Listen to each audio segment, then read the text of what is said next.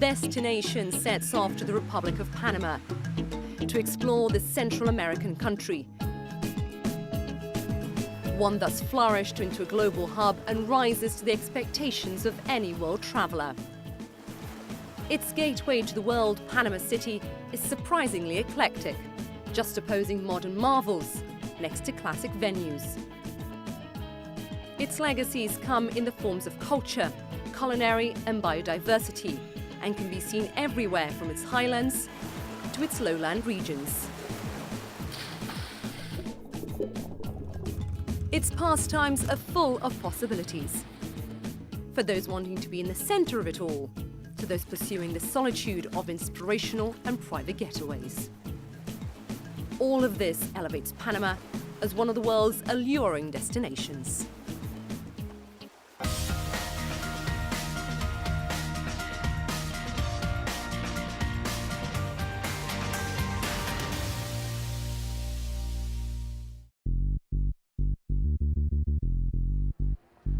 We begin our travels in the cosmopolitan capital of Panama City. It's the pulsating spot for business, trade and culture. Here we're greeted by a soaring skyline, like that of a Hong Kong, a Dubai or a Miami. One, though, that still holds on to its Latin American roots. Those roots have a strong colonial heritage, one that lures visitors in grand numbers to its historic quarter, known here as Casco Viejo. We meet up with restoration architect Itzel Quiros. A walk with her through these olden streets, and they seem to come alive with history. This is the famous Arcochato. It was built to support the cross of the church. One of the most important things is the structure. When it was built without supports. So that was a really architectural challenge by that time. The ruins resemble only a shell of its original structure, almost a complete outdoor experience.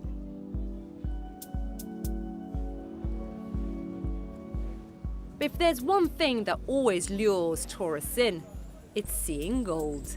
We go to find that next. We are now inside the San Jose Church. Inside we find the golden altar. It was built in the 18th century. It's made of hand-carved wood, and in some parts it's painted with gold paint, and mainly in the floral ornaments it's covered with gold leaf. Things here are relatively close, certainly all in walking distance.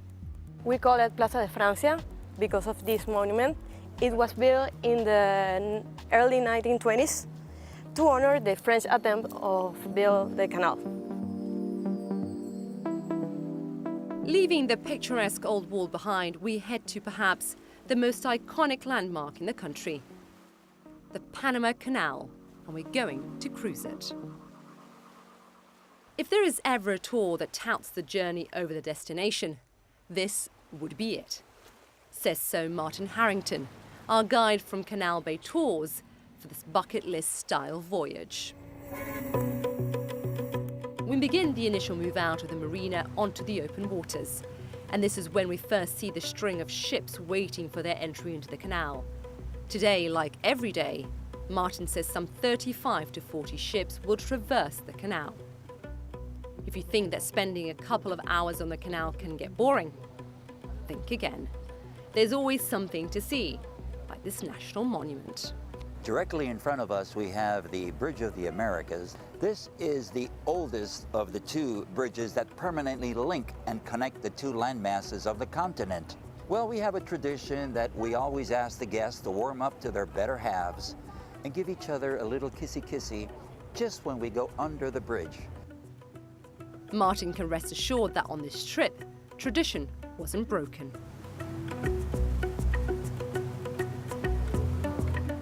We now enter the Miraflores locks, taking our place behind a colossal freighter.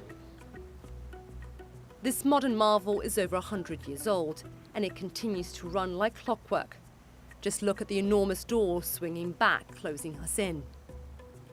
You can overhear Martin telling tourists to think of the canal's locks as water elevators that will raise them up in 3 stages. It'll take us approximately from 8 to 9 minutes to be raised those 9 meters. This is really the beauty of understanding the dynamics of the Panama Canal. Water was transferred by gravity. As we near the final stretch, nature seems to take over. At this point, the canal feels more like a river than something man-made. And then, a colossal cruise ship passes us by in the opposite direction, putting things back into perspective. Welcome to Panama!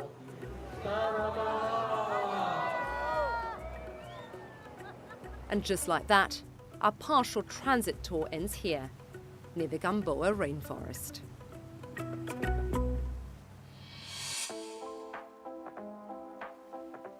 As you can see, Panama City has a lot to offer. And when it comes to pleasing the palate, well, it's no different. Gonzalo Orna from Intrepid Urban Adventures takes us on a walking food tour that reveals Panama's must-try list. Topping it, it's Panamanian coffee. Yo, Alberto. Hey, Gonzalo. Welcome, man. How are you? Good, good. Tell me a bit about geisha coffee. Panama geisha actually comes from Ethiopia, from a town called Geisha, or Gesha. And it got in the 60s. We've grown it since then, and it really has a lot of floral, a lot of jasmine, a lot of citrus, and fruity flavors, which makes it a really unique cup. Being so unique, it recently broke some records. So in the Best of Panama auction this year, it sold for $601 per pound in green before roasting, which is a world record, making it the world's most expensive coffee. Can I taste that most expensive cup of coffee? You got it. You just brewed a fresh cup for you. Thank you very much, Alberto. Yeah, you got it. Now we go from coffee to chocolate. And not many know that cacao is another Panamanian food staple. This is a really good tasting chocolate. How do you guys make it taste so well, and how do you guys get to have a whole bar of chocolate without it melting in the heat in Panama? Well, we use a splash of milk, raw cane sugar, and cacao. And we don't use machines, we just use a wood spoon, and that's it. Thank you very much, Yasmina. Now move on to a very important part of the tour, the beers. Enjoy it. Beer indeed is a favorite among the locals, but what's trending now are the craft breweries. On this tour, we visit Panama's first. We have 5 different types of beer always in our house: Blanche, Pils, Pale Ale, Porter, and IPA. And also a seasonal that this time is gonna be Hefe Bison. Of these, which one is your favorite? For me, the Pale Ale is the best. I love porters. Our next stop has us walking a bit further, outside the old city walls, to the popular Mercado de Mariscos, or the city's seafood market for ceviche. Panamanian-style ceviche, gracias. This is a very simple recipe. It's the fish with the lime juice, diced onions, sometimes a little bit of celery, culantro, and that's it. De verdad está bien bueno. And now on the last leg of the tour, we'll be trying some aged rum at Tántalo.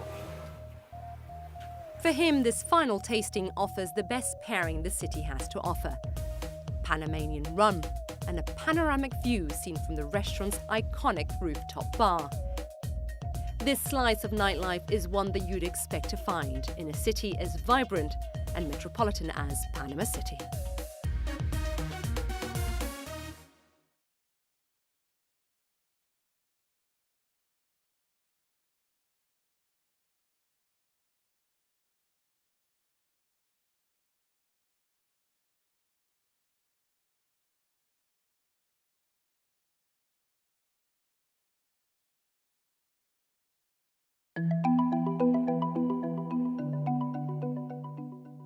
Local urban legend claims that Panama is the center of the earth.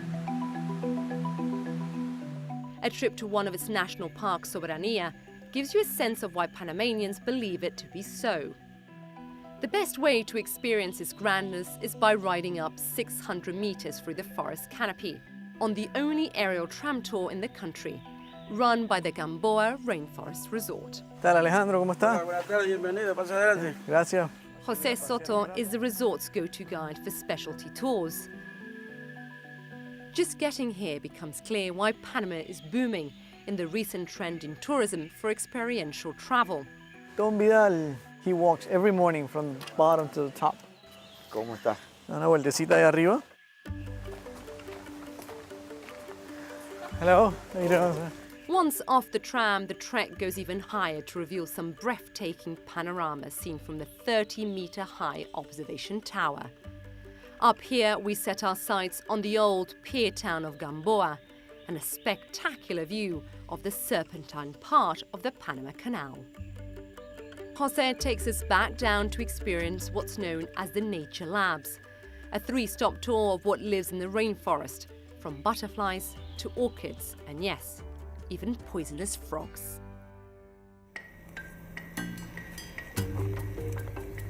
Any frogs outside? The rainforest is home to Dendrobates auratus, more commonly known as the poison dart frog. Jose tries to check in on these shy creatures at least 3 times a week and says he loves to catch the reaction of the visitors. Whoever is passionate about wildlife, they will always love frogs, especially these poison dart frogs, because they're poison. And people is like, I want to see, an animal that's poison. But the ones we have here, they don't have the toxins that will actually kill a human. Though tourists shouldn't expect to touch them. From time to time, some guests are in for a special treat as Jose or the frog keeper enter the pen to pull one out for an up-close encounter. It takes a little while because they can jump all over. It's easy for them to hide. But yeah, people love it because you can see it closer. You can see their vibrant colors closer. So every time I come and I have a chance, I'll pick one. But not everyone fancies a frog, no matter how colourful it is. So next up, we go in search of the iridescent blue morpho butterflies.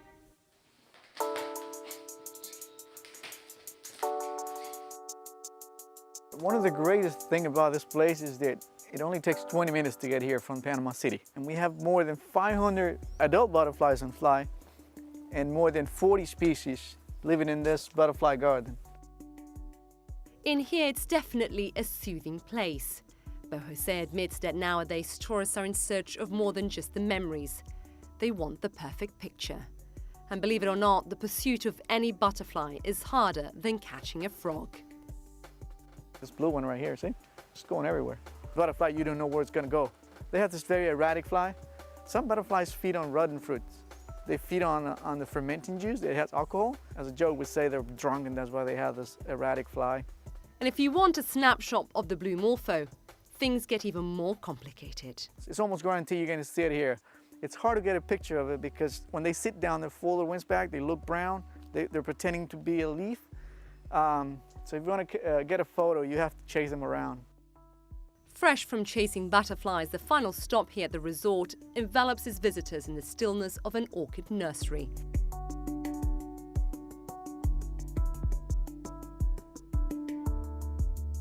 Some people may not know that our national flower is actually an orchid.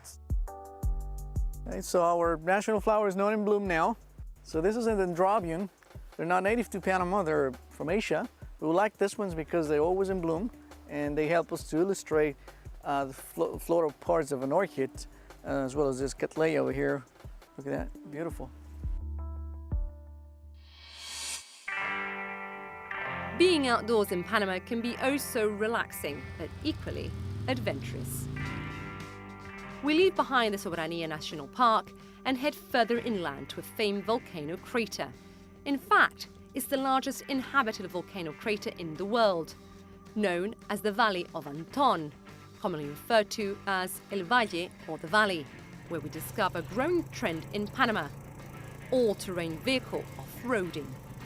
This trail in particular has us deep in the jungle in search of a waterfall. In order to find it, we meet up with Neil Stein, owner and head guide of the tour. What I do love with the tour every day is that I'm meeting people who are super adventurous, like myself.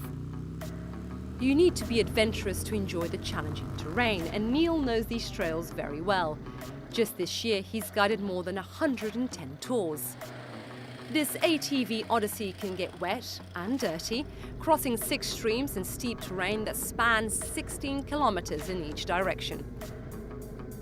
After the first leg of impressive trails, Neil stops at one of his favorite spots for pictures, a sort of lookout to endless greenery. Where we're at right this moment, we're probably just about an hour from El Valle. We're in the mountains. There are names for each of these little districts here in the mountains, but these are mountain people that are living here in these homes with no electricity. These are like, just the most kind people you'll ever meet. As you saw, it's all jungle, it's beautiful.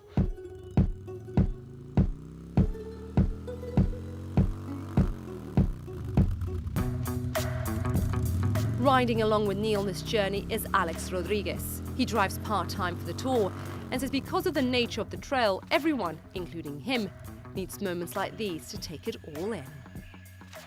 Oh, it's peacefully here. It's, the clouds, the green stuff, it's a pleasure to live here. It's treating with people. People travel with very good energy when they come to these places. We can breathe good air. What can I say? We don't suffer, we don't stress up here.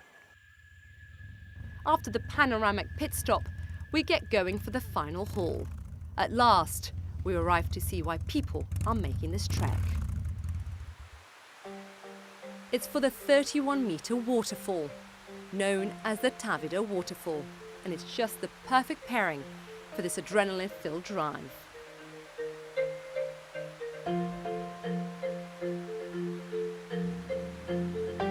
All over Panama, these tours are springing up, enticing new wildlife adventures for the most daring of travelers.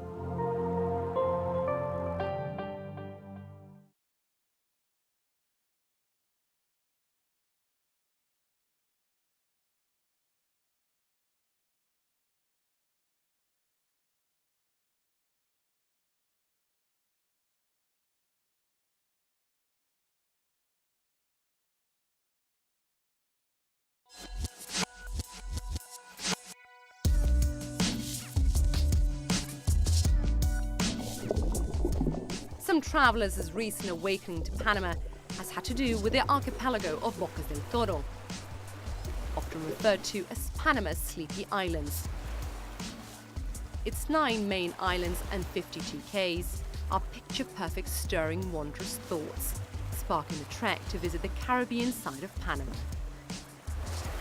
Bocas, as it's called by the locals, offers a daily dose of adventure and relaxation. It just depends what you're in the mood for. We arrive here in the city of Bocas Town on the main island of Colón, like most tourists, flying directly from Panama City. We find a modest and laid-back capital with one main road and no streetlights. But what it does have is a major waterfront appeal. And the allure here are stills. All over Bocas del Toro, there's an entire lifestyle built around stilt living and island hopping.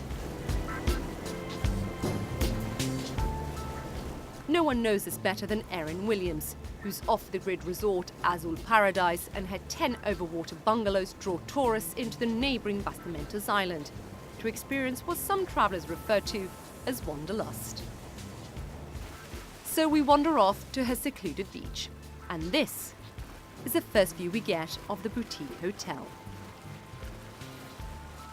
Boating around in Bocas, it's easy to see why it's been declared a UNESCO World Heritage Site as Panama's first national marine park.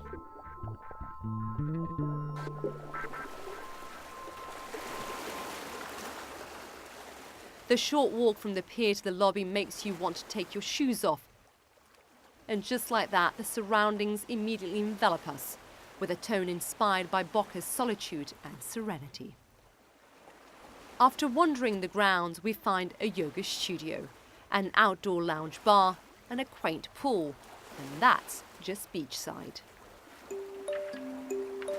But it's 50 meters out on the water where visitors love to be.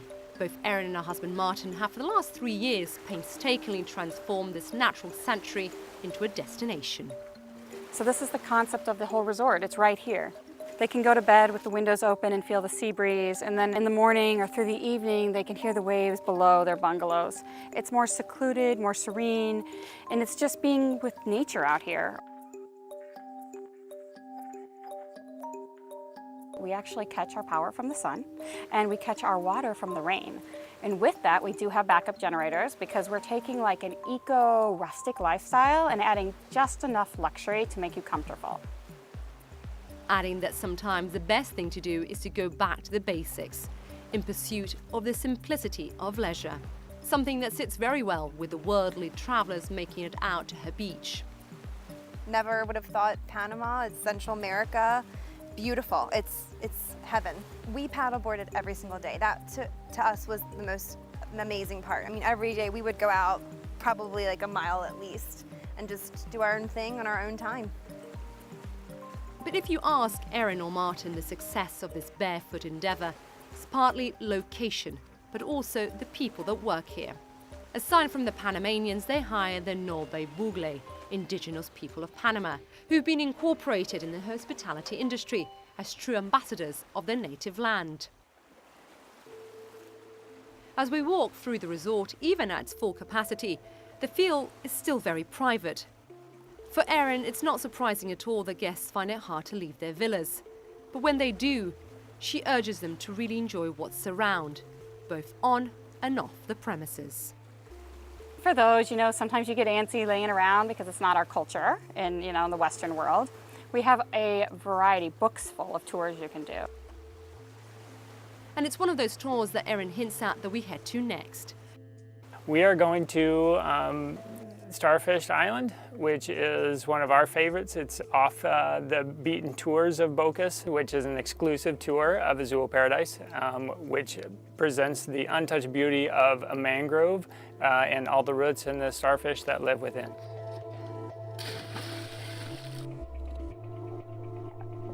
Where at any given moment you can find dozens of starfish on the sand floor.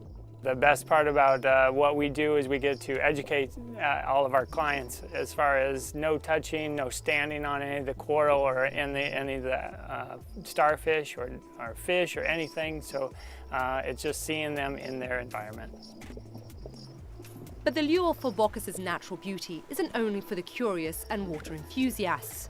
Scientists from the Smithsonian Tropical Research Institute established a site on the main island of Colón to study the terrestrial and marine biodiversity. After a wonderful swim, it's time to head back to the villas at Bastimentos Island. As the day begins to wind down, the sky seems to take over with its sultry colours, begging the question, how to end a day at Bocas del Toro? For the Williams, it's the stillness of the ocean and its glass-like waters that entice them for a late paddleboard run. It's just one of the many ways they have enjoying these Caribbean nights.